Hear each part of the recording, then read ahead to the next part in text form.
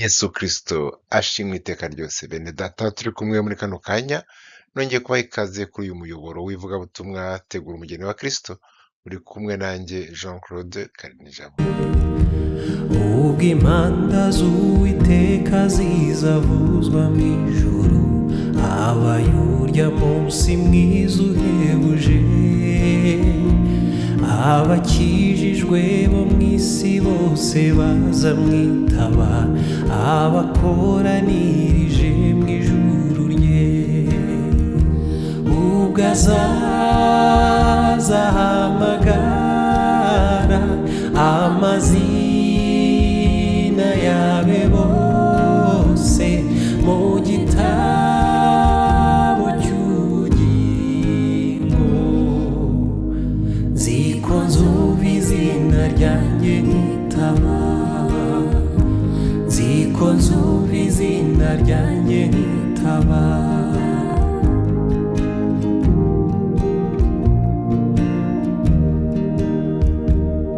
Amen, amen. Shimwe Mana Data, uri Imana nziza, uri Imana igira neza, uri Imana yaduhereye agakiza muri Yesu Kristo, Umwami wacu. Mwami, twebwe bakwiringiye ntabwo tuzakozwa n'isoni, kandi ubwo wa munsi uzagaruka ugahamagara abawe, dufite ibyiringiro ko twebwe bakwiringiye tuzumva izina ryacu urihamagara kandi tukakwitaba. Uhabwa icyubahiro rero Mana, kandi nsengeye buri wese ugiye gukurikira iyi nyigisho kugira ngo umwandukure mu gitabo cy'urupfu niba yari ataragera mu gitabo cy'ubugingo, maze umwandike mu gitabo cy'ubugingo. Icyubahiro cyose kikugarukire Mana Data, mu izina ry'Umwami wacu Yesu Kristo. Amen, amen. Haleluya bene data, dukomeje inyigisho zacu zo mu gitabo cy'ibyahishuwe, turi mu gice cya kabiri. Mu gice cya kabiri n'icya gatatu cy'iki gitabo cy'ibyahishuwe, twakomeje kubona ko hakubiye nk'amagambo Yesu Kristo yahaye intumwa Yohana kugira ngo ayandike mu mabaruwa, maze ayoherereze amatorero arindwi.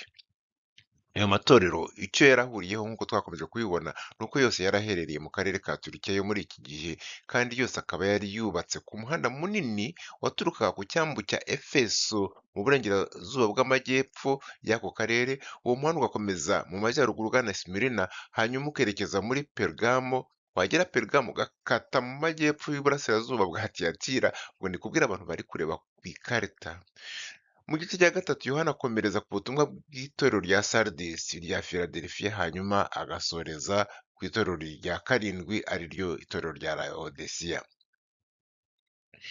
Igihe twigaga igice cya mbere cy'igitabo cy'ibyahishuwe, twatangiye dusoma uko Yesu yiyeretse Yohana mu ishusho idasanzwe, ahagaze hagati y'ibitereko birindwi by'amatabaza y'izahabu, aribyo bishushanya amatorero arindwi. Yesu yari ameze nka kwa kundi umwarimu cyangwa prefet des etudes yinjira mu ishuri, abanyeshuri bose bagaceceka bagatwendeka, agiye kugenzura ibyo abanyeshuri barimo gukora ndetse n'ibyo abarimu babo bari gukora niba bashinzwe inshingano zabo.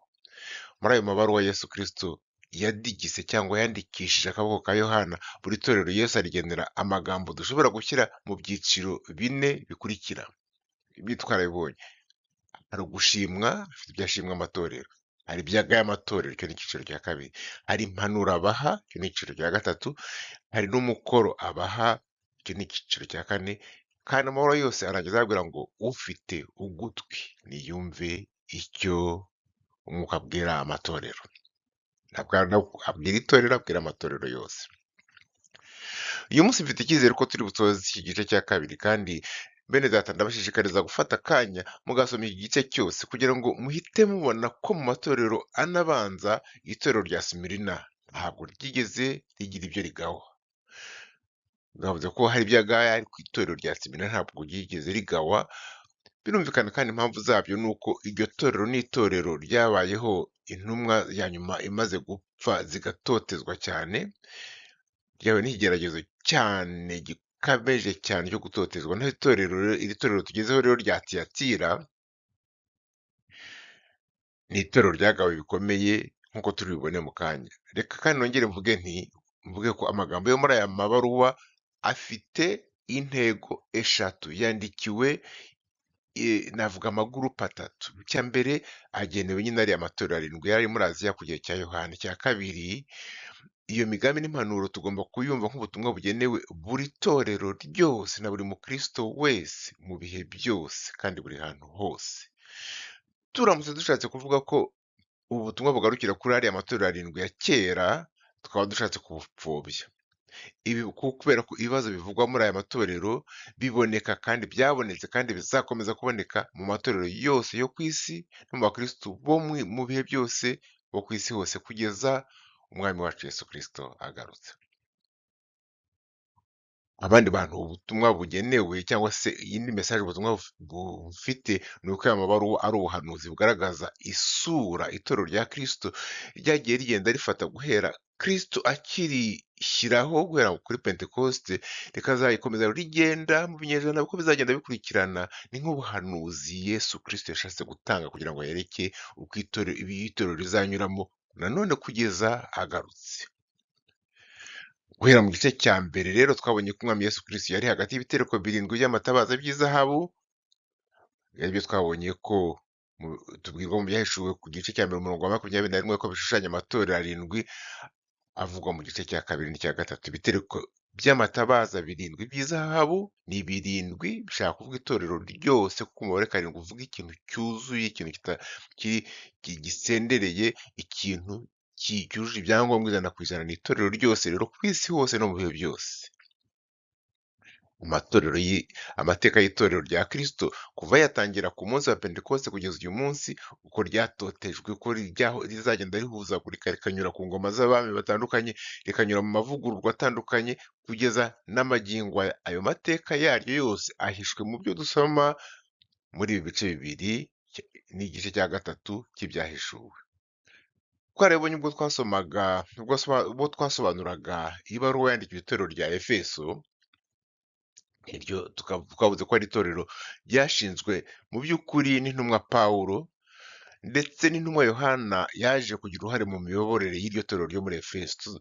Tuzakomeza tugenda twiga amatorero kugeza ku itorero rya Lewodosiya, tuzabona ko ari itorero ryari itorero rikize cyane ariko ritagiraga umutsima, mu itorero ritari rishyushye ngo bigaragare cyangwa se ngo rikonje ngo ribe ubutita nabyo bigira inzira. Ayo matorero arindwi dusoma mu byahishuwe igice cya kabiri n'icya gatatu ni ubwiru bwashyizwe ahagaragara na Yesu Kristo nk'uko twakomeje kubivuga, kugira ngo yereke intore ze, twebwe abamwizera n'abazamwizera, urugendo itorero rizanyuramo kuva mu kinyejana cya mbere, kuvuga mu mwaka wa 55, icyo ni ikinyejana cya mbere, kugeza uyu munsi, kugeza igihe mu by'ukuri Yesu Kristo azavuga ati ngwino hano, abwira itorero ngwino nsange hano tuzamuke. Ni ukuvuga kugeza ku munsi itorero rizazamurwa ikajya kubana na Yesu Kristo, nk'uko tubisoma mu rwandiko rwa mbere rw'Abatesalonika ibice bya 4 ku murongo wa 16 kugeza ku wa 17, haratubwira ngo ubwo we ubwe azaza amanutse ava mu ijuru arangurura ijwi rirenga hamwe n'ijwi rya marayika ukomeye n'impanda y'Imana, nuko abapfiriye muri Kristo nibo bazabanza kuzuka, maze natwe abazaba bakiriho basigaye duhereko tujyanwe nabo tuzamuwe mu bicu gusanganira umwami mu kirere. Nuko rero icyo gihe tuzabana n'umwami iteka ryose, amen. Abo ni Abatesalonika ba mbere ibice 4 umurongo wa 16 kugeza ku wa 17. Intumwa Yohana rero, intumwa ya nyuma b'abari 12 amaze gupfa, itorero rya Kristo ryahuye n'itotezwa rikomeye cyane. Ibyo ni ibihe bya Simirina. Iryo totezwa ryaje guhagarikwa nuko Konstantino, ibingibi ndi kubabwira twabyize mu itorero ribanza rya Simirina, iryo totezwa ryaje guhagarikwa nuko Konstantino umwami w'Abaroma ubwe yageze akavuga ati ubu nanjye mbaye umukristo, nje mu kwemera kwa Gikristo, ndetse namwe mwese abantu mu bwami bwanjye mwese mugomba kugera ikirenge mu cyanjye, namwe mukabatizwa mukaba abakristo, mwabishaka mutabishaka. Kuva icyo gihe kwitwa umukristo ndetse bihabwa ishema, abatotezwaga birahagarara, abenshi ariko bakabyitabira kugira ngo barebe ko bamara kabiri.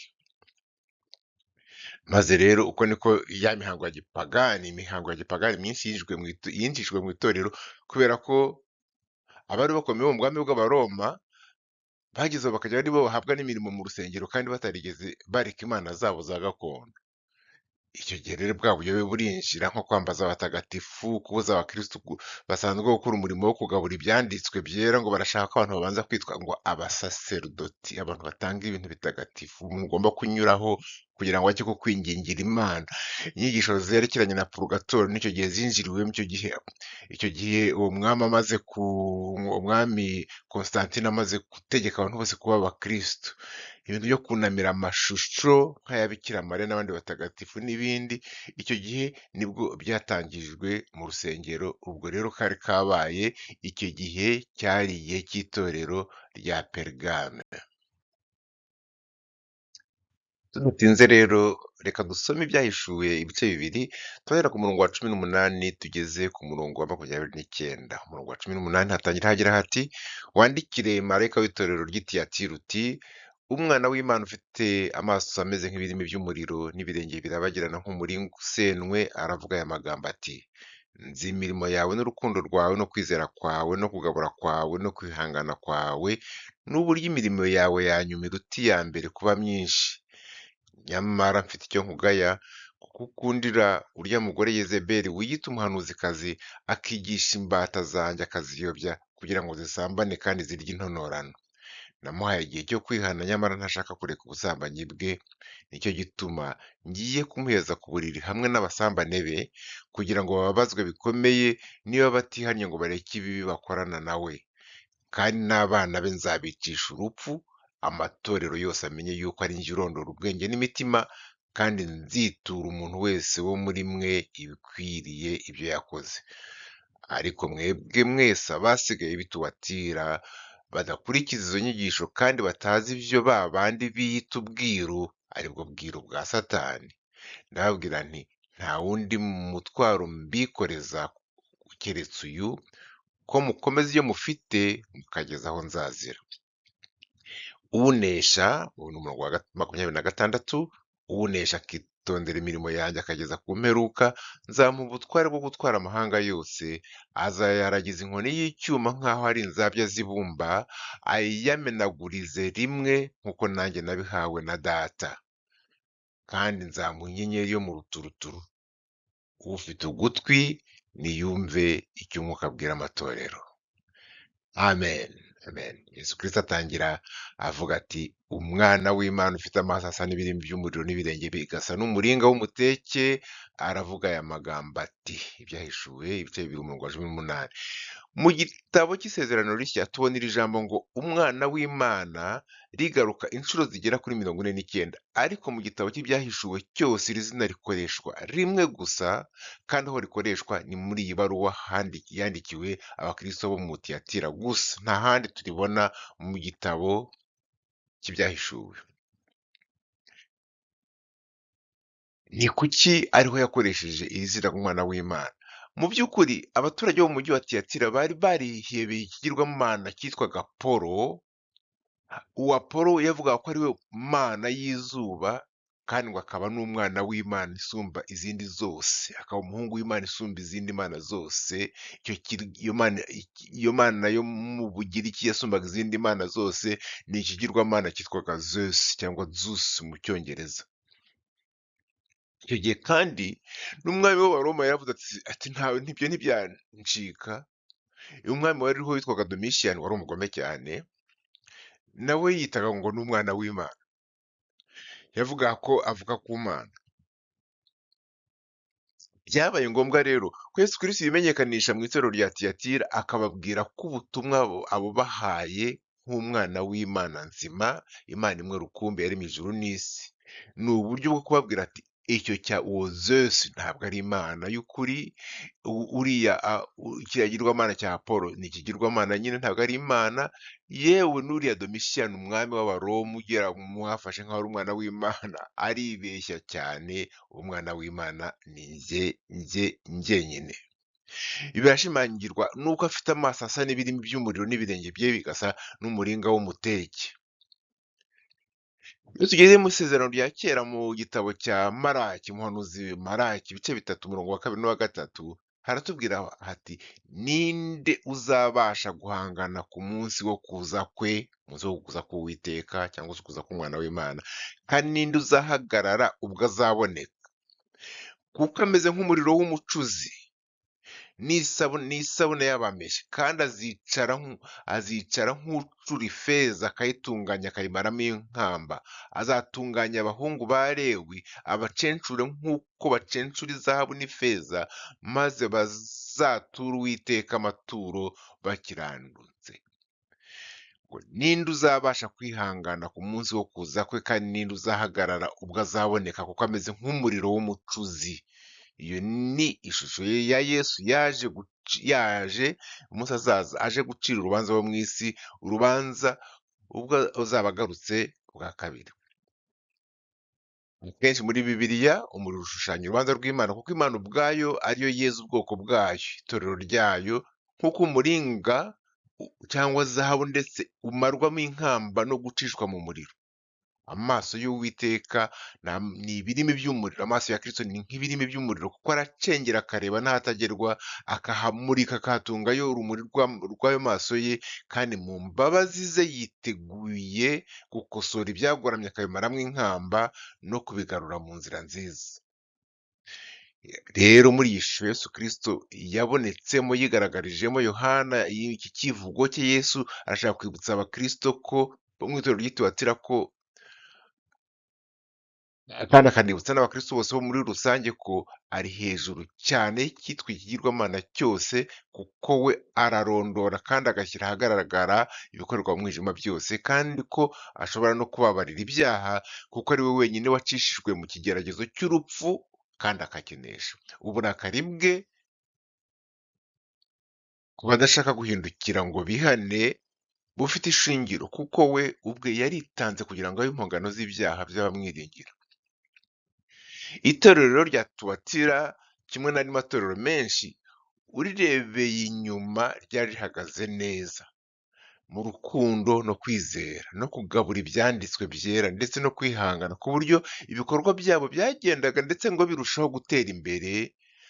Ariko nyamara nubwo byari bimeze gutyo, imbere indani mu itorero hari harimo ikibazo cyari kirimo gututumba, ikibazo cyaturukaga ku buyobozi bwari bwarahaye umwanya umugore wiyitaga umuhanuzi. Umugore Yesu Kristo agereranya hano muri iyi mvugo, amugereranya n'umugore witwaga Yezebeli, maze uwo mugore atangira kwigisha inyigisho z'ibinyoma, kandi ubuyobozi bw'itorero ngo barabyihanganira buramureka. Ni ukuvuga ko ubuyobozi bwabonaga ko ibyo bintu bidakwiriye, ariko kubera impamvu batatubwira hano, ubuyobozi bw'itorero bukarekera ijambo uwo mugore, maze umugore arabica biracika. Umugore Yezebeli arakameza nyine, yishyiraho abantu agomba kuba baramurebaga bagatinya, bakibaza ikizamuvana muri uwo mwanya, ariko ntihagire n'umutinyuka kugira icyo amubwira. Iyo usomye aya magambo yabwirwaga iri torero rya Tiyatira ngo nzi imirimo yawe n'urukundo rwawe no kwizera kwawe no kugabura kwawe no kwihangana kwawe, n'uburyo imirimo yawe yanyuma iruta iya mbere kuba myinshi, ntabwo wabura kwibaza uti ahubwo iri torero ryarageragezaga. Ni itorero na Yesu yemera ko ryari rifite imirimo myiza myinshi, kandi iyo mirimo rikayikora rifite urukundo, rikayikora rifite kwizera. Ni itorero ryakoraga n'imirimo y'ivugabutumwa, aribyo hano bise kugabura. Mu rurimi rw'Urugiriki hakoreshejwe ijambo, iyo ugiye kureba usanga ni ijambo diyakoniya, risobanura ngo minisitiri, niho havuye ijambo abadiyakoni, cyangwa se gukora ibikorwa byo mu rusengero. Muri ibyo byose bakoraga kandi iryo torero ryageraga kwihangana, byumvikana ko bakoraga bayobowe na Mwuka Wera, afite impano yo kwihangana, impano y'urukundo, impano yo kwihangana. Ntabwo batakaje urukundo rwabo rwa mbere nk'abo mu itorero ryo mu Efeso twigeze kubona, kandi kuba bashimirwa kwihangana kwabo biratwumvisha ko bari bayobowe na Mwuka Wera nyine. Mu byo bakoraga byose ntacyo cyatumye nta kintu cyatumye bateshuka, ahubwo bakomeje gukura batera imbere, kubera ko imirimo yabo twabwiye ko iya nyuma yarutaga iya mbere. Ni ukuvuga ko imirimo yabo yiyunguye ikaburuta nyine iyo bakoraga mbere. Igitangaje rero ni uko iri torero rifite kwizera, rifite urukundo, rifite kwitangira umurimo w'ivugabutumwa, rifite kwihangana, rishobora no kuba ririmo ibibazo by'ubuyobe nko gukurikije inyigisho z'ubwiru bwa Satani nk'uko twabisomye mu mirongo yakurikiyeho twigeze gusoma. Itorero ry'i Tiyatira hari benshi ryari rihuriyeho, hari ibintu byinshi ryari rihuriyeho n'itorero twize mbere, itorero rya Perigami, mu rwego rw'uko ayo matorero yombi yarahanganye n'ibibazo byenda gusa. Mu itorero rya Perigami bari bahanganye n'umwuka wa Balamu kumwe n'umwuka ba Nikolayiti. Iyo myuka yabashishikarizaga kwishora mu gusenga ibigirwamana, ikanabashishikariza mu bikorwa by'urukozasoni. No mu itorero rya Tiyatira bari bahanganye n'umwuka w'umugore ugereranywa na Yezebeli, nawe wabashishikarizaga ibisa n'ibyo muri Perigamo bakoraga. Uyu mwuka wari utangiye kugenda usakara mu matorero ku buryo byabaye ngombwa ko Yesu atangira ibaruwa yibwira itorero akoresheje cya kivugo cye, byari n'isi kivugo cye, mu buryo butandukanye n'uko yabigenje ubwo yabwiraga amatorero abanza. Kandi mu matorero yose yatangiraga ababwira ati umeze gutya na gutya, ufite ibi niba, arababwira ati. Ariko iyo ageze kuri iri torero rya Tiyatira aratobora, arerura akababwira ati umwana w'Imana arababwira ngo nta handi muri aya matorero arindwi asigaye, amatorero 6 asigaye yose uretse iri ngiri, nta handi Yesu yigeze yandikira ayo matorero akivuga akoresheje izina ngo umwana w'Imana. Impamvu zabyo tukaba dushobora kuyisobanukirwa tumaze kumenya ibyakorerwaga muri uwo mujyi, muri iryo torero ryo mu mujyi wa Tiyatira. Muri bike byabashije kwandikwa n'abashakashatsi ku mateka ya Bibiliya, tubwirwa ko Tiyatira wari umujyi muto cyane, ariko ngo wari wiganjemo abanyabukorikori benshi bakoraga imirimo itandukanye nko gukora imigati, abantu bacuraga imiringa, abantu babohaga ubwoya bw'intama, abantu babohaga imyenda y'imihemba y'igiciro kinini cyane yambarwaga n'abantu bakomeye. Abo banyabukorikori bose bakaba ngo bari barategetswe kwibumbira mu mashyirahamwe ashamikiye ku bigirwamana bitandukanye, maze baba bakoze amanama yabo y'abanyabukorikori y'amashyirahamwe, bakabihuza no kujya kwambariza ibyo bigirwamana mu ngoro zabyo. Bimwe bakabyosereza imibavu, bakagenda bagatwika imibavu, bakanahakorera ibikorwa by'ubusambanyi bakurikije ngo ibyo bigirwamana byababwiraga ko ari byo byifuza, muze mukore ibyo bikorwa byanyu by'ubusambanyi, biratunezeza cyane iyo tubabona mubikora. Abakristo rero bari bafite imyuga y'ubwo bukorikori bahuye n'ikibazo. Mu by'ukuri icyo kibazo ntabwo cyari cyoroshye, kuko bari barashyize ibyiringiro byabo muri Yesu Kristo umwami n'umukiza wabo. Byari bivuze ko bagombaga kwitandukanya n'ibyo bikorwa bya gipagani, bakareka kujya mu manama y'amashyirahamwe barimo, kubera ko yakorerwagamo ibyaha byo gusenga ibigirwamana n'iby'urukozasoni. Noneho kutajya muri ayo manama nabyo byagombaga kubaviramo kwirukanwa muri ayo mashyirahamwe, bityo bagatakaza uburyo bwo kwibeshaho ndetse n'uburyo bwo kubeshaho insengero zabo. Mu gihe byari byabashoboye rero, nibwo hadutse umugore aza nk'impurudutsi. Uwo mugore nyine Yesu agereranya na Yezebeli, kuko turi bubone mu kanya ku buryo burambuye. Uwo mugore araza ati njye mfitiye ishurirwa ridasanzwe Uwiteka yanyihereye rwose, kandi ndabasobanurira neza ukuntu mushobora kuguma muri aya mashyirahamwe mukanakomeza gutaramira ibigirwamana, mugakora n'ibyo bibasaba byose, kandi rwose Yesu mugakomeza mukamukorera mudatakaje bizinesi yanyu. Nta bintu byinshi Bibiliya itubwira kuri uyu mugore wari warateye mu itorero rya Tiyatira ku buryo Yesu agira ubwo amugereranya na Yezebeli wo mu isezerano rya kera. Yezebeli wa mbere tumusanga bwa mbere nyine mu gitabo cya mbere cy'Abami, ibice 16. Igitabo cya mbere cy'Abami, ibice 16, duhereye ku murongo wa 30 kugeza ku 32, niho dusanga uyu mugore Yezebeli ngo wari umukobwa w'umugabo witwaga Itabari, umwami wa Basidoni, wari wararongowe n'umwami wa Isirayeli. Uwo Yezebeli yarongowe n'umwami wa Isirayeli witwaga Ahabu. Ahabu amurongora arenze ku mategeko ya Mose yabuzaga ko Abayisirayeli bashaka abagore b'abanyamahanga. Izina rya se wa Yezebeli ubwaryo ryatuma umuntu yikanga ko ngo yitwaga Etibari, bisobanuye ngo mwene Bayali. Uyu mwami wa Isirayeli yarongoye Yezebeli mwene Tibari kubera ko ngo yumvaga ko umwami w'umupagani ngo yari akomeye, ngo namara kumubera sebukwe rero ngo yere kuzajya amworohereza gukoresha ibyambu. Ibi ntabwo ari Bibiliya itubwira, ni amateka. Ariko yari kuzajya amwohereza gukoresha ibyambu za Polo byo muri Tiro na Sidoni kugira ngo yambutse ibicuruzwa bye abyinjize muri Isirayeli. Ibyo mu by'ukuri nta kibi kirimo, byumvikanaga ko byari inyungu za politike no kugira ngo bigirire akamaro igihugu cya Isirayeli, bigirire inyungu abaturage bo muri icyo gihugu. Uwo mubano ariko uwo mubano wabaye intandaro yo kwinjiza ibigirwamana bya Bayali ndetse n'icyitwa Ashera mu materaniro y'Abayisirayeli. Umwami Ahabu wa Isirayeli rero inganzwa gutyo, umugore we Yezebeli w'umunyasidonikazi akajya amuvugiramo ibigirwamana by'iwabo abyinjiza mu bwami bwa Isirayeli nta nkomyi. Icyo nicyo gihe tuzasanga wa muhanuzi Eliya yabwiraga Uwiteka ati abahanuzi bawe bose barashize, ni njyewe usigaye. Kuko yibwiraga iki? Yibwiraga ko abandi bahanuzi bose abenshi bari barahunze igihugu, abandi barishwe bazira inkota y'uwo mugore Yezebeli abaziza kwanga gukorera imana z'Abanyasidoni, kandi umugabo we Ahabu ari aho arebera ntakome. Bigeze ubwo Eliya avuga ati twarashize, ni njyewe usigaye, Uwiteka Mana yanjye tabara, nta wundi muhanuzi usigaye hano. Ariko muribuka igisubizo Uwiteka yamubwiye ati ndacyizigamiye ibindi 7,000 bitarapfukamira Bayali ngo bayikorere. Tugarutse ku ibaruwa yandikiwe Tiyatira rero, dushobora kubona ko amagambo avuga kuri uyu Muyezebeli agaragaza ko hari byinshi ahuriyeho na Yezebeli muka Ahabu wo mu Isezerano rya Kera, uwo nguwo tumaze kuvuga.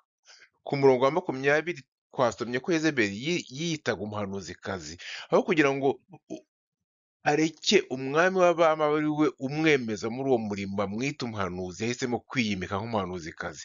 Byongeye kandi ku murongo wa 21 w'iki gice cya kabiri haratubwira ngo Uwiteka Yesu Kristo Imana yacu, umwami wacu, umwana w'Imana ikomeye, aravuga ku murongo wa 21 ngo namuhaye igihe cyo kwihana, nyamara ntashaka kureka ubusambanyi bwe. Ibi biratwibutsa ko Yezebeli wo mu Isezerano, batwibutsa wa Muyezebeli wo mu Isezerano rya Kera. Imana yakoresheje Eliya ibitangaza bikomeye imbere y'abahanuzi ba Bayali ku musozi wa Karumeli, akoza isoni abahanuzi ba Bayali, maze Uwiteka yigaragaza nk'Imana nyakuri. Ariko Yezebeli aho kugarukira Uwiteka, ahubwo yakomeje gushinga ijosi ndetse arushaho gushaka uburyo bwo guhitana uwo muhanuzi w'Imana Eliya. Na Yezebeli mu Isezerano rya Kera yahawe deuxième chance, ntiyayikoresha. Ariko ndagira ngo bene data twibaze kuri iki kintu, byashoboka bite kugira ngo mu itorero Yesu Kristo abwira ati nzi imirimo yanyu n'urukundo rwanyu no kwizera kwanyu no kugabura kwanyu, no kuvuga imirimo y'ubudiyakoni no gukora umurimo w'Imana no kwihangana kwanyu, ndetse imirimo yanyu yo muri iki gihe iraruta kure iya mbere. Byashoboka bite ko iryo torero ryakwinjirirwa n'umugore akishyiraho akigisha inyigisho zimakaza ibigirwamana, zigashyigikira ubusambanyi, maze bigakura bigasagamba kugeza ubwo Yesu ubwe yihagurukira n'uburakari bwinshi n'amaso ameze nk'ibirimi by'umuriro, akiyizura ubwo gukosora bene ubwo buyobe. Hari abavuze bati birashoboka ko uyu wiswe Yezebeli hari yari nk'umugore w'umupasitori wari ukwiye iryo torero rya Tiyatira, kuko burya umugore cyangwa abafasha b'abayobozi b'itorero iyo badakijwe neza bashobora guhindura abayobozi igikoresho cya Satani n'abakristo ndetse bakabigenderamo. Ikigaragara ariko ni uko itorero ryari rifite ibibazo mu buyobozi, hakiyongeraho n'intege nke muri bamwe mu bakristo bo muri iryo torero batigeze bagira ubushizi bw'amanga n'ubutwari ngo bamaganire kure uwo mugore Yezebeli, bamaganire kure ikibi n'igisa nacyo. Nabo barituramira, abayobozi baraturama, n'abo bayoboye abagifite umwuka w'Imana bari bahari byanze bikunze, baraturama, ntibakoma, ntibakopfora, ntibakura uwo mugore ugereranywa na Yezebeli wo mu Isezerano rya Kera. Ibyahishuwe ibice 2 umurongo wa 20 hatubwira ibyaha byakomotse ku nyigisho z'ubuyobe zinjijwe mu itorero na Yezebeli, uwo nguwo wiyitaga umuhanuzikazi, akigisha imbata za Yesu aziyobya kugira ngo zisambane kandi zirye intonorano. Ariko ntabwo tuzi imbaraga uwo Muyezebeli yakoresheje kugira ngo abakristo bo mu itorero ryari risanzwe rigendera ku mahame ya Bibiliya abuza gusambana no gusenga ibigirwamana. Ntituzi imbaraga yakoresheje kugira ngo bageze ubwo bumva ko gukora ibyo byaha ntacyo bitwaye. Ariko reka twongere twibuke ko uyu mujyi wa Tiyatira wari umujyi w'umunyabukorikori. Ubukorikori butandukanye, kandi kugira ngo aba banyabukorikori kugira ngo babashe kugurisha ubukorikori bwabo, bagombaga kuba bari mu mashyirahamwe ajyanye nabwo. Twibuke kandi ko buri mwuga wari ufite ikigirwamana cyawitirirwaga, hakaba hariho n'itegeko ryo kugiturira ibitambo no gukorera imihango ya gipagani mu nyubako cyitiriwe.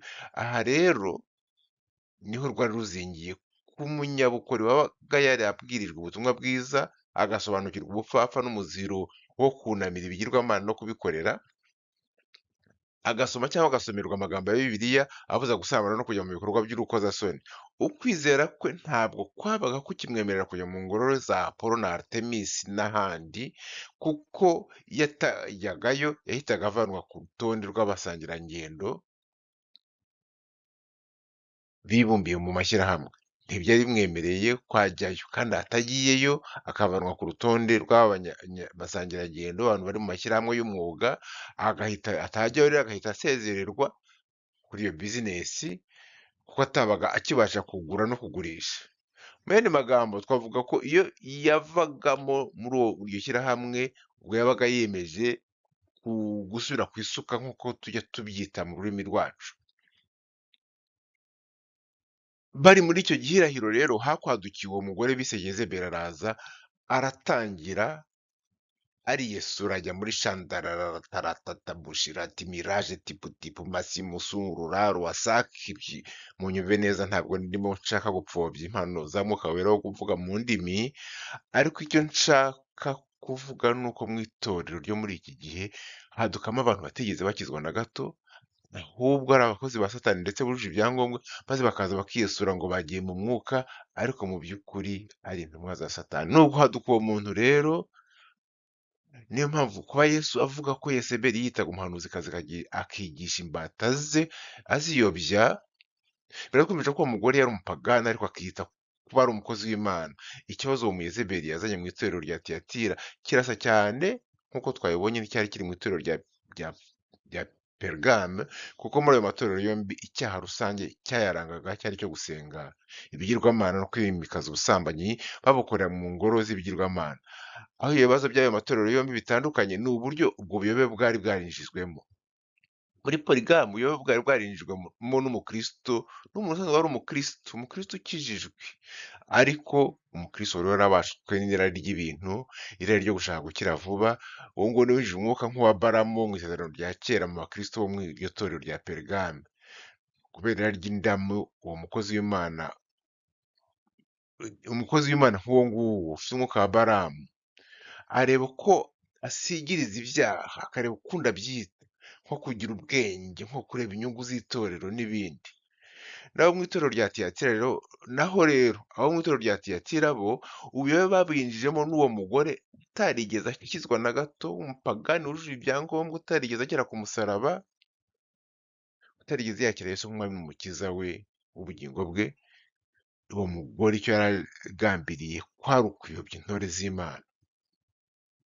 Ngayo nguko Yezebeli agahaguruka agafata ijambo mu rusengero akiyesura, hakaba n'umwe umucecekesha akitigisa akajya muri shandarara ati nimwumve uko Uwiteka avuga bene data, nimwumve mwebwe ntabwo mukiri abo mu isi ngo muterwe ubwoba n'ibigirwamana byo mu isi. Ati haleluya, agatera azaharira, ntimugatinye kujya mu ngoro z'izo za nyabingi zabo, ahubwo nimwegera abakorana nazo mukora ibyo babasaba, ariko mutabishyizeho umutima cyane, mugende mwemere muture amaturo ibyo bigirwamana, mukore imihango y'ubusambanyi babasaba, kuko ntacyo bivuze mu gihe mubikora mutabishyizeho umutima wanyu, bityo muzashobora kugumana bizinesi zanyu, kuko nizizakomeza guteza imbere umurimo w'Imana, umurimo w'ivugabutumwa. Uku nguku niko Uwiteka ansabye kubabwira. Ibyo ni byo ku murongo wa 24 Yesu avuga ngo araza akababwira ngo ibyo babandi bita ubwiru ariko ubwo bwiru bwa Satani, ngo Uwiteka yambwiye ngo ariko ibi bintu ngo ni ibintu bikomeye cyane, ngo mugomba kujya mu mwuka cyane kugira ngo mubyumve. Ibyo ni byo Yezebeli yazaga abeshya ko yahishuriwe ubwiru bukomeye, kuko ko ku mukristo ugambiriye guteza imbere itorero ibyo ntacyo bivuze, nta cyaha kirimo, ntacyo bitwaye kujya mu ngoro za nyabingi, mu ngoro z'abapagani, iyo ufite intumbero yo kudatakaza urwunguko, kudateza itorero imbere, ibyo rwose kutabigira ni ukuba umwana mu gakiza. Ndetse ubuyobozi bw'itorero bwumvise ayo magambo rero, aho kuyamagana bwarinumiye abakristo bamwe bo mu itorero, ahubwo ndetse bariruhutsa bateraza haleluya nyinshi, kubera ko kumva ko bizinesi zabo nta bizazikoma imbere ntabwo byari kimwe no kubabwira ngo hitamo Maripfa, muhitemo Apolo na Artemis, mukomeze bizinesi zanyu, cyangwa se muzitere umugongo mutumbire Kristo kuko niwe byose muri byose. Baraje bavuga bati bizinesi zacu ntacyo zigiye kuba.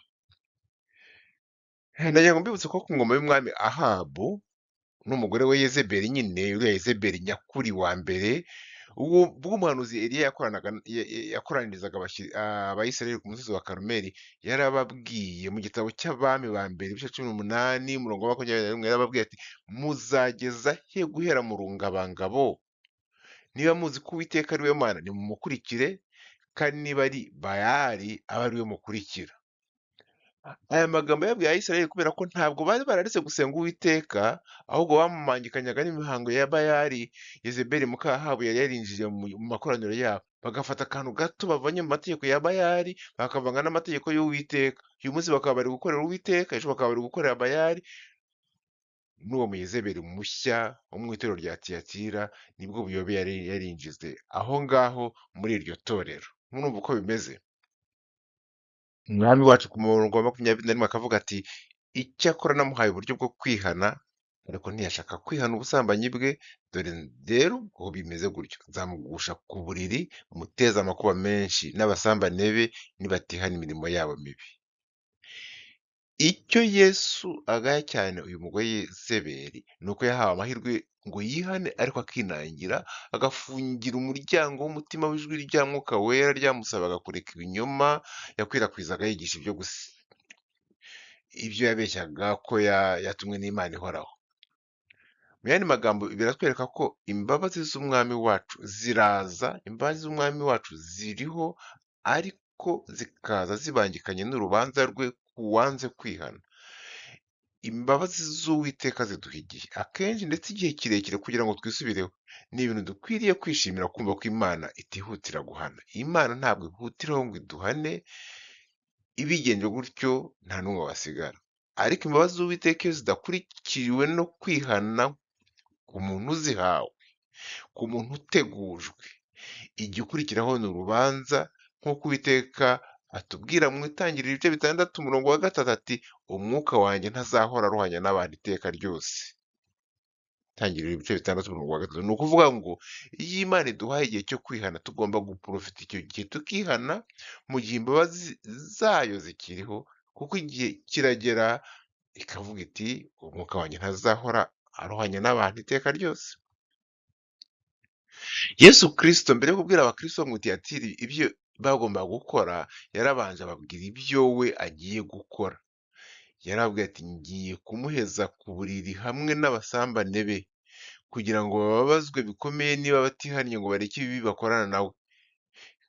Ndetse yongeraho ku murongo wa 23 kandi n'abana be nzabicisha urupfu.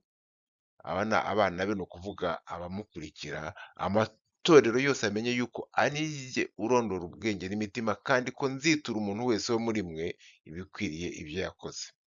Kubera ko abakristo bo mu Tiyatira ntacyo bari barakoze kugira ngo babuze uwo mugore gukomeza kwigisha no guhanura ibinyoma, Imana iravuga iti njye ndiyiziye ngira icyo nkora. Kandi mbere na mbere ubw'uwo mugore akunda ibyo kuryama, byo akunda byo mu buriri no kubitoza abandi, ndaje noneho muheze muri ubwo buriri we we yamaze kwigarurira. Twibuke ko hano haravuga ubusambanyi bw'ubwoko bubiri. Haravuga ubusambanyi bwo ku mubiri, hakiyongeraho n'ubusambanyi ibyo Bibiliya yita cyangwa igereranya gusenga ibigirwamana, no guca inyuma uwo mwashakanye. Igereranya gusenga ibigirwamana n'ubusambanyi, kuko itorero turi umugeni wa Kristo. Kwiyegurira izindi mana bifatwa nk'ubusambanyi mu buryo bw'umwuka. Guheza uwo mugore Yezebeli mu buriri cyangwa kumugusha mu buriri nk'uko Bibiliya ibivuga, ni ishusho y'ibyago bitandukanye Yesu ategura kuzacishamo uwo muyezebeli n'abayoboke be, aribo hano bitwa abasambane be. Ibyo rero azabibacishamo ari nk'igihano cy'ibyaha byabo. Iyo Imana ikubwije akajwi kayo gatuje ntiwumve, irongera ikakubwira kandi buhoro buhoro ikagenda yongera volume kugeza wumvise, cyangwa se utakumva kandi yamaze kongeza volume, hakaba bya bindi byo mu kinyarwanda bavuga ngo ukumvira ijeri, ni ukuvuga igihano kikaza kikakurya. Niyo mpamvu Yesu Kristo avuga ati nzabateza ibyo bibazo kugira ngo Yezebeli n'abayoboke be bababazwe bikomeye niba batihannye ngo bareke ibibi bakorana nawe.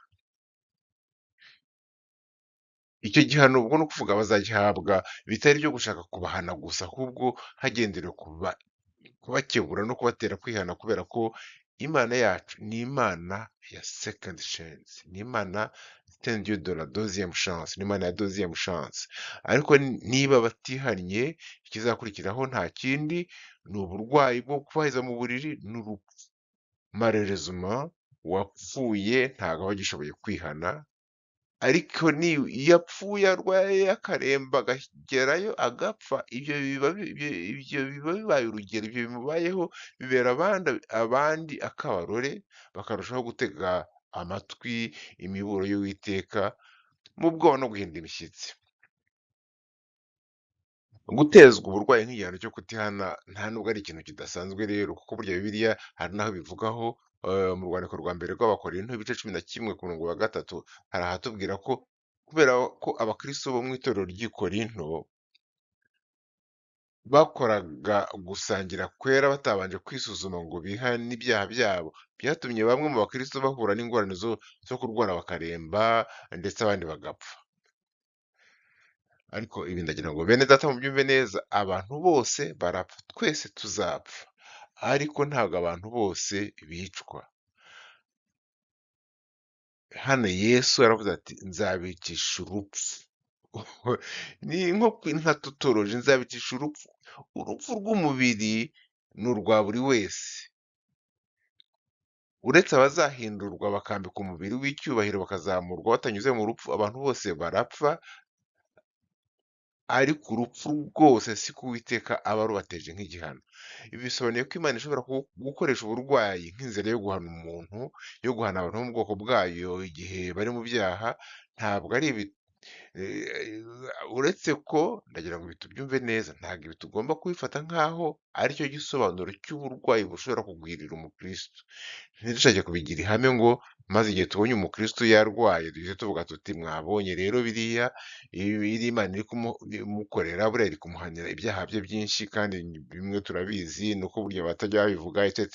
Abantu bajya bihimbira ibyabo. Oya, si cyo nashatse kuvuga, ariko Imana ishobora gukoresha uburwayi n'urupfu nko kugira ngo ihane bamwe mu bakristo bayo banze kwihana, nk'uko twabibonye hariya mu rwandiko rwa mbere rw'Abakorinto ibice 11 ku murongo wa 30.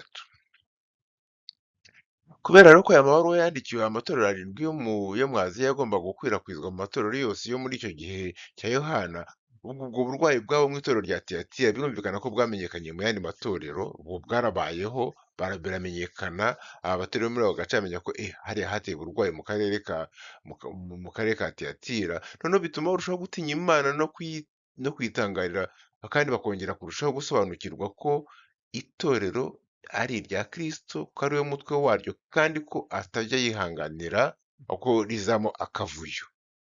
Ibi nibyo Yesu yashakaga kuvuga ku murongo wa 23 rero, aho yagiraga ati amatorero yose azamenya yuko ari njye urondora ubwenge n'imitima. Amen, amen. Icyakora rero nk'uko biba bimeze no mu matorero yose, itorero rya Tiyatira naryo ryari ririmo ababi, ariko hakabamo n'abeza. Hari hakirimo abakristo bagihagaze neza, batemeranyaga n'uwo muyezebeli n'abamukurikiraga.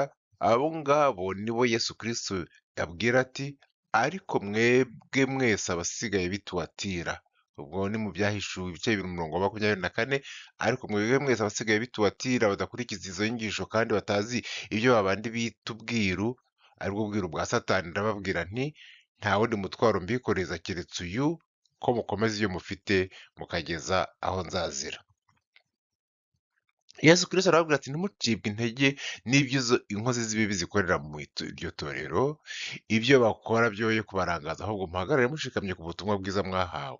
Ndabizi ko nubwo bitoroshye ariko ndi kumwe namwe. Ntabwo ari ikigeragezo gito, ntabwo ari ikibazo cy'akanya gato, ntimwibwire ko ibi bizarangira mu mezi make cyangwa ndetse mu myaka mike, mu mwaka umwe cyangwa ibiri cyangwa itatu, mbese bishobora no kurenga imyaka 10, ahubwo mushikame kugeza igihe nzagarukira. Muri iyi si mwene data, muri iyi si ntabwo imibabaro izabura kubaho, cyane cyane kuri twebwe twiyemeje gukorera Imana mu gukiranuka. Uzakubwira ko nugarukira Yesu n'uwo umukristo ko ibibazo bizaba birangiye, ntabwo ari byo. Ibisitaza n'ibidutera gushavura bizahoraho kugeza Yesu agarutse. Uzakubwira gutyo ngo nibizera Kristo nk'umwami n'umukiza wawe uzaba utandukanye n'imibabaro, uzamubwira uti nyamara ibyo siko Yesu yabivuze, kuko nawe ubwo yaravuze ati muri iyi si muzagira imibabaro, ariko nimuhumure kuko nanesheje isi. Nabyo ni ibyo kwishimirwa, umwami wacu yaratsinze kandi mu butsinzi bwe natwe dufite gutsinda. Ibi ni ibintu tugomba guhora twibuka bene data, tugomba guhora twibuka ko ubuzima bw'umukristo muri iyi si atari kimwe n'ubwo umwana wo mu kiburamwaka ugeze ku kibuga bakiniraho maze yakwitura hasi hakagomba kuboneka buri muntu wo kumwegura ataranataka cyane. Ubuzima bwa mukristo muri iyi si ni urugendo runyura mu nzira y'inzitane. Ni inzira irimwo abanzi benshi, irimo ibihanamanga.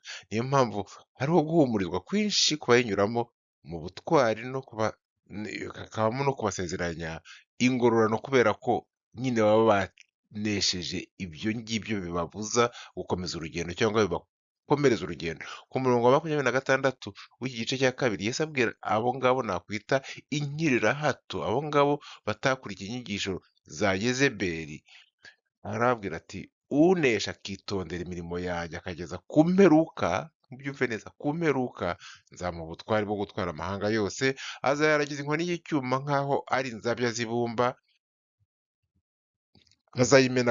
ayiyamenagurize rimwe nk'uko nanjye nabihawe na Data. Umurongo wa 20, kandi nzamuha inyenyeri yo mu ruturuturu, uriho n'umurongo wa 28.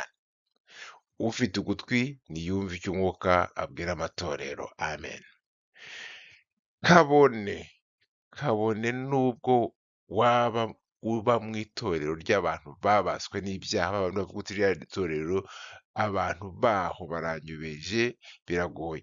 Hari abakristo bakomera ku cyo bahawe, ntibagendere mu kigare n'agashungo k'abakunda kugendera mu maraha y'ibinezeza umubiri wabo, ariko bidashimisha Imana. Mu ntambara nyinshi no guhabwa akato ngo kuko wanze kuzana mu itorero inyigisho zituma amaturo yiyongera, ngo kuko hari abakristo bakomeza ngo bandi uko babikora kucyo utabikora. Hari abakristo bitwararika guhesha umwami icyubahiro kugeza ubwo azaza gutwara itorero rye, cyangwa se umunsi tuzamusanga twavuye mu mubiri. Hari abakristo bamaze gusobanukirwa ko agakiza kabo kadaturuka ku bantu cyangwa ku muntu, ahubwo gaturuka kuri Kristo. Bene uwo mukristo afite isezerano rikomeye yasezeranwa na Yesu, ngo uwo muntu nzamuha ubutware bwo gutwara amahanga yose. Uzanesha ibigeragezo byo kwimika imana z'ubutunzi, imana ziraha, abo bantu bafite isezerano ryo kuzahabwa ubutware mu bwami bwo mu isi nshya, ingoma Yesu Kristo azaza aje kwima ubwo azagaruka. Zaburi ya 2, ngiye ngo ni guhera ku murongo wa 7 cyangwa hagati mu murongo wa 7, Yesu yivuga ubwe muri Zaburi ya 2, aba yivuga muri aya magambo ati Uwiteka yarambwiye ati, ni Yesu wivuga, uri umwana wanjye uyu munsi ndakubyaye. Nsaba nzaguha amahanga ngo abe umwandu wawe, n'abo ku mpera y'isi ngo ubatware. Uzabavunaguza inkoni y'icyuma, uzabamenagura nk'ikibumbano.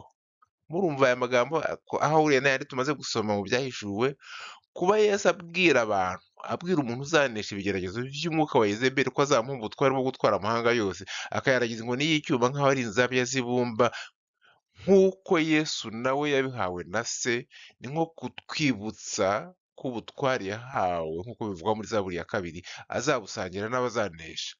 Unesha azimana na Yesu. Maze mu gusoza Yesu akabasezeranya kado y'akataraboneka, nk'uko tubisoma ku murongo wa 28 ngo kandi nzamuha inyenyeri yo mu ruturuturu.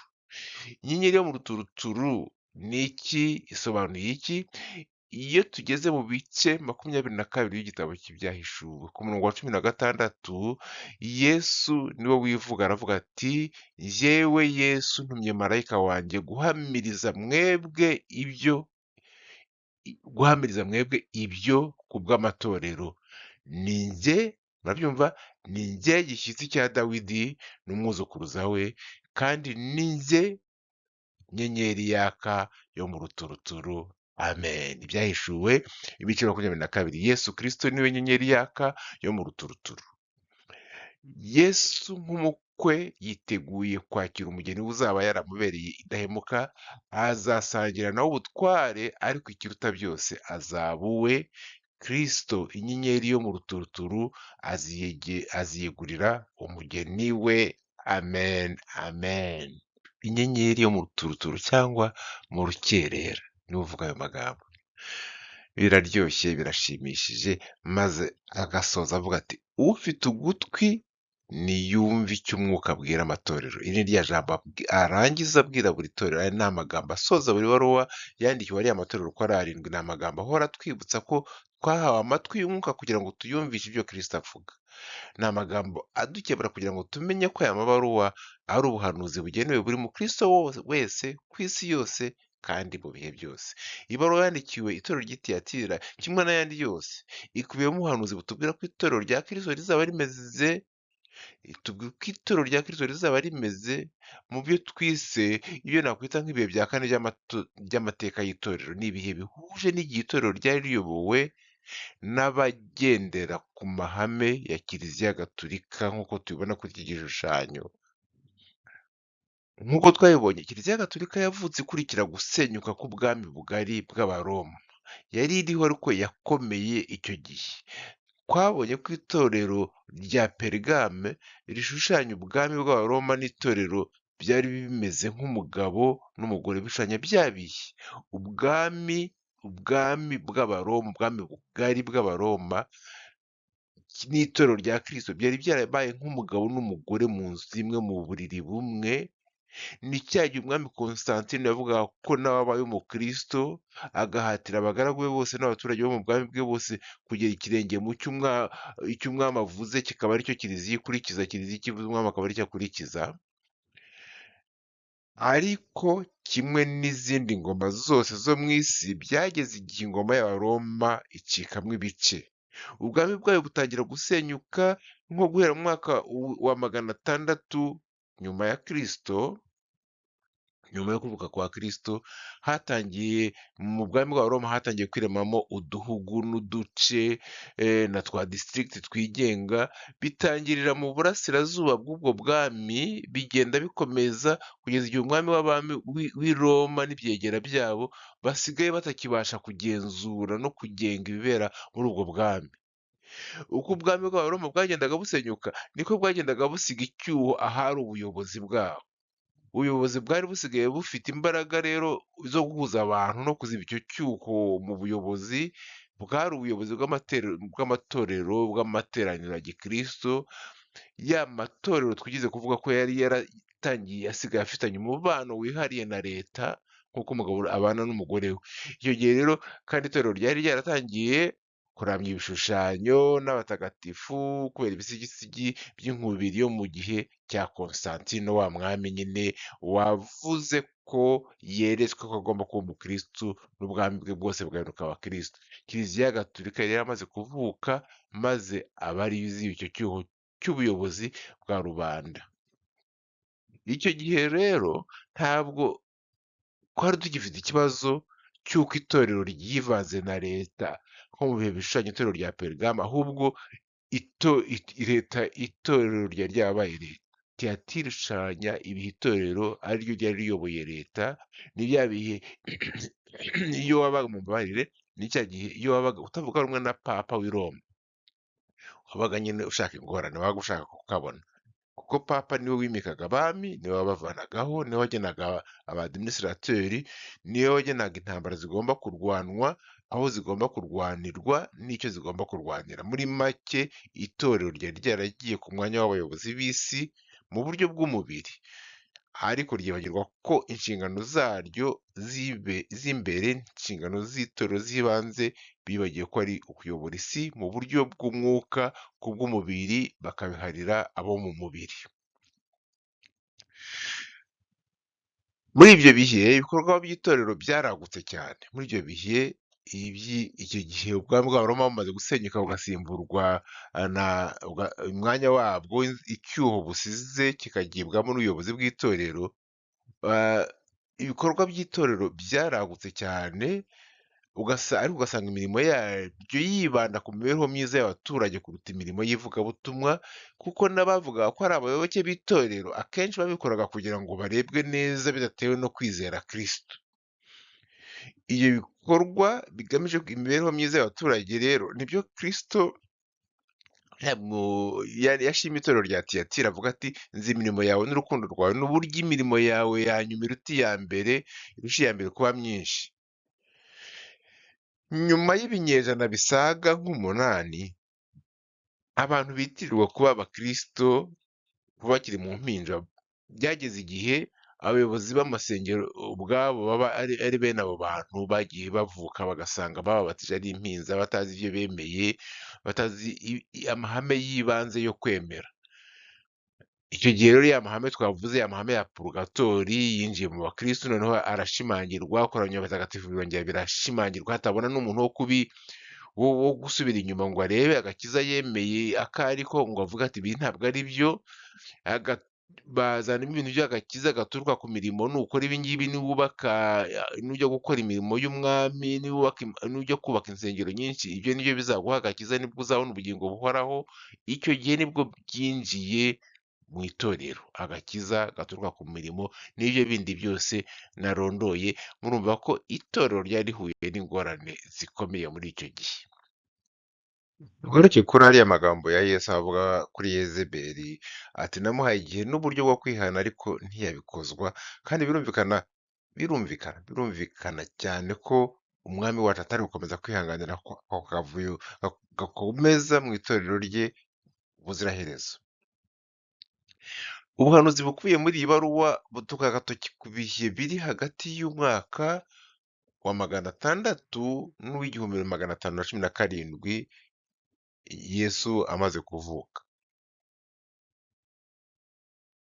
Umwuka w'itorero rya Tiyatira watangiye mu mwaka wa 600 nyuma ya Yesu, ugumaho mu itorero ryo mu bwami bw'Abaroma mu gihe cy'imyaka hafi 1000.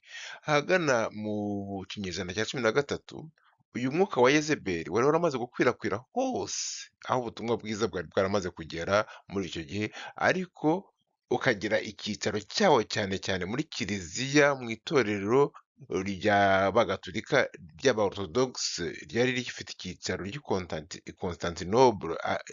Constantinople, umujyi wa Constante witiriwe Constantino, ariyo Istanbul y'ubu, bikagira n'icyicaro cyayo muri kiliziya gatolika yari ifite icyicaro cyayo i Roma.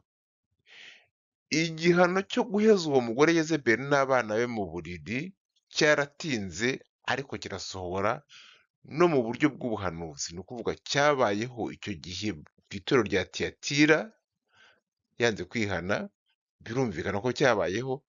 Ariko iyo dusubiye inyuma mu mateka, dusubiye mu mateka yo muri iyo myaka, batubwira ko mu mpera z'ikinyejana cya 13 imijyi ya Rome na Constantinople nayo ubwayo yibasiwe n'indwara y'ubushita, maze ibintu biradogera. Ubwo nibwo buhanuzi bwa biriya bihe by'itorero nibyo byabaye muri ya myaka. noneho kubera ko hari amato yajyaga ava mu mujyi wa Constantinople ajya i Roma n'andi akava i Roma akajya mu mujyi wa Constantinople ajyanye ibicuruzwa, akandi akerekeza no mu tundi duce twari dukikije inyanja ya Mediterane. Icyo gihugu igihugu cy'Ubutaliyani bwose n'Ubugiriki na Esipanye n'ahandi hose inkuru nziza yari yaramaze kugera, byibasiwe n'icyo cyago cy'ubushita, ibyo umuntu yakwita plague cyangwa la peste. Icyo gihe bahita ngo ni la peste noire, the black plague, ku buryo bavuga ko hafi 60% z'abaturage bo mu bihugu by'i Burayi bahasize ubuzima.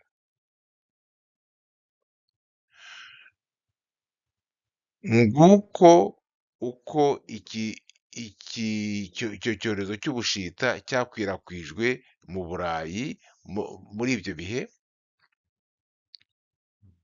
Icyakurikiyeho ni uko icyo cyorezo cy'ubushita cyasize gishegeshe Kiliziya Gatulika muri ibyo bihugu tumaze kuvuga, kubera ko abapadiri b'abamoine bakoraga ibikorwa byo kwitanga, abapadiri b'abamoine n'abandi bihayimana bitangaga bakita ku barwayi b'ubwo bushita, nabo byarangiraga banduye iyo ndwara, maze muri Kiliziya Gatulika haba icyorezo gikomeye, habamo icyunamo gikomeye, abayobozi bayo benshi barapfa, ubwoba butaha mu bakristo, noneho icyitwa misa, icyitwa Kiliziya baragihunga. Ibyo nabyo bigira ingaruka ku butunzi, ku bukungu bwa Kiliziya Gatulika y'icyo gihe, kubera ko birumvikana ko niba batarazaga gusenga, niba batari bakitabira za misa, n'amaturo ntabwo yari akiboneka. Ariko icyo cyorezo cy'ubushita rero cyateye mu isi y'icyo gihe kikayogoza ubwami bw'Abaroma, ntabwo cyagize ingaruka mbi gusa, kuko urupfu rw'abayobozi benshi mu bari bakomeye muri Kiliziya Gatulika, icyo cyo byatumye abihayimana batari bafite ijambo cyane batangira noneho gutanga ibitekerezo byabo, babona uruvugiro, noneho batangira kuzana ibitekerezo by'ivugururamatwara. Uko niko abantu nka Martin Luther bagarutse, barazamuka, barahaguruka, batangira kunenga ku mugaragaro inyigisho z'ubuyobe zari zarinjijwe mu itorero rya Kristo icyo gihe. Ibi bihe rero by'itorero, itorero ryakoreraga mu mwuka wa Tiyatira, birangirana n'igihano Yesu yateje mu itorero ryose. Icyo gihano kirangiye, iyo torero ryari ryarashimuswe na Kiliziya Gatulika mu burengerazuba bwa Europe na Kiliziya y'aba Orthodoxe mu burasirazuba. Ibyo bihe bisozwa n'igihe Martin Luther na bagenzi be batangizaga inkundura yo kuvugurura imyigishirize. Aho ngaho urebye mu mateka, Martin Luther yatangiye mu mwaka w'1517 nyuma yo kuvuka kwa Yesu. Mu isomo rikurikira tuzarebera hamwe urwandiko rwandikiwe itorero rya Sardis. Itorero mu by'ukuri rishushanya cyangwa rihanura ibihe by'itorero ibihe bya gatanu by'itorero, ibihe bya reforme ya Martin Luther. Turaza kubibona, tuzabibona ko Sardis ishushanya ibihe by'itorero rya Martin Luther. Uyu munsi hano niho dushoreje isomo ryacu. Twari turimo tureba itorero ryavangiwe, itorero ry'Itiyatira, byahishuwe ibice bibiri, umurongo wa 18 kugeza ku murongo wa 29. Ubutaha tuzatangira ku itorero rya Sardis. Uwiteka Imana habwe icyubahiro ko tubashije kurangiza iki gice, n'ibindi byose azabitubashisha. Shimwa Mana, kuri Imana igira neza, kandi Imana waduteze amatwi, wafashe umwanya wo gukurikirana izi nyigisho, umufungure amatwi, umusobanurire ibyo ntashoboye gusobanura ngewe nk'umwana w'umuntu mu mvugo yanjye rimwe na rimwe, ndetse akenshi ikocamye cyangwa idatomoye, ariko ibyo ntabashe kuvuga ubisobanurire abafite umwete wo gutega amatwi ijambo ryawe. Maze rero bene data, Imana ubwayo yo soko y'amahoro ibagira abayo rwose, irinde buri wese uko ari kose umwuka n'ubuzima n'umubiri, maze umwami wacu Yesu Kristo naza azasange mutariho umugayo. Imana ibahamagara n'indahemuka, izabikora nta kabuza. Amen. Nzaba mpari nanjye sinzaburayo, ubwo azahamagara amazina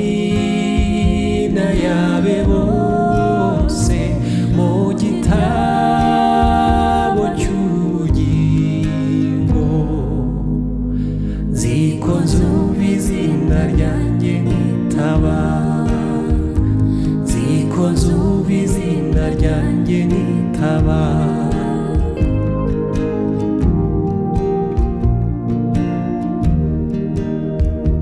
Yesu databuja nzamukorera ntacogora, wize ubuntu n'urukundo amfitiye, maze imirimo yo mw'isi ajyampa ninyirangiza, aza mpamagara ngeze mw'ijuru.